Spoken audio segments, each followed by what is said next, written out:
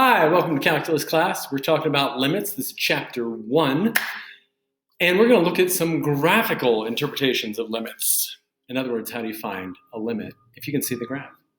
Let's first go back to starting with this nice little limit expression that we went over earlier in class, I hope. And if you remember it, that means that as x approaches some number c, c could stand for a constant, any number. As it gets arbitrarily close to, what does that mean? We will talk about that very shortly when we look at a formal definition for limits. This is kind of an informal way of looking at it. But, what does it mean when it gets really close to something?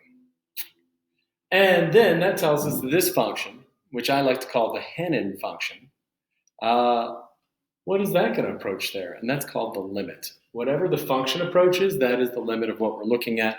This is the Hannon function right here, just like Mr. Hannon himself. Sometimes it's a bit confusing and all over the place.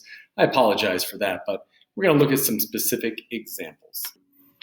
So with the Hannon function right here, we are approaching the number 2. How close do we have to get to the number 2? I don't know. Do we go to 1.9? Do we go to 1.999? Or 1.999999999? We're getting as close as you can. And looking at this graph, as we approach the number 2, the x-coordinate right here, the x-coordinate of 2, it looks like my function is moving to a height of 3. Now, and another important thing to check is, hey, you know what? What if it's a little bigger than 2, but it's still approaching 2? Well, like 2.1 or 2.01, as I look coming from the right-hand side, as I look at this graph from the right-hand side, what number does my function seem to be approaching on both of those? It sure looks like, from my graph, that's going to a height of 3. 1, 2, 3. The y-coordinate, the y value is 3. Therefore, my limit here would be 3.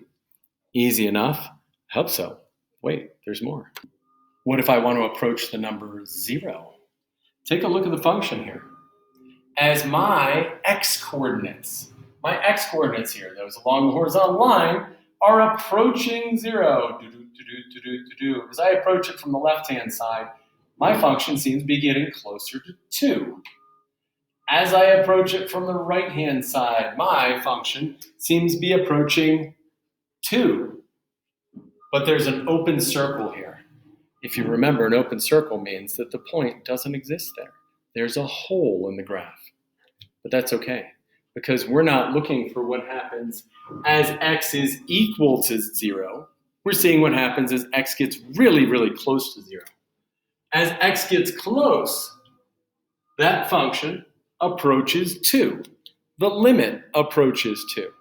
And that's because whether you're at 1.999 or 1.91 billion times, it is getting closer and closer to the number 2. It's only exactly at x equals 0 where that number doesn't exist, but the limit does. And here's the advantage of limits. You can find the value of the function even though that point doesn't exist. Now here's an interesting tidbit. Limits don't always exist. As I'm looking at this and I say, well, gosh, what happens as x approaches 3? I look at it and I say, well, as my x values approach 2, 2.5, 2.9, getting close to 3, my function's getting closer to a height of 4. As I approach from the right-hand side, I'm going from 5 to 4 to 3.5 to 3.1. The function is approaching 2. That means for this particular function, the left and the right-hand side approach different y values. This limit does not exist. If you're confused because the left and right-hand sides approach different numbers, it does not exist. Shortcut DNE. You can also say, what are the solutions? There are no solutions. That's the null set. Oh, what's the limit? I don't know. It's undefined. And if you're really lazy and you write undefined this way, you can go und, because that sounds really intelligent. Because that's what we do. We're really intelligent. Okay, let's take a look. In the next video, we're going to look at more graphical representations, and there's 2 other times where there might not be a limit.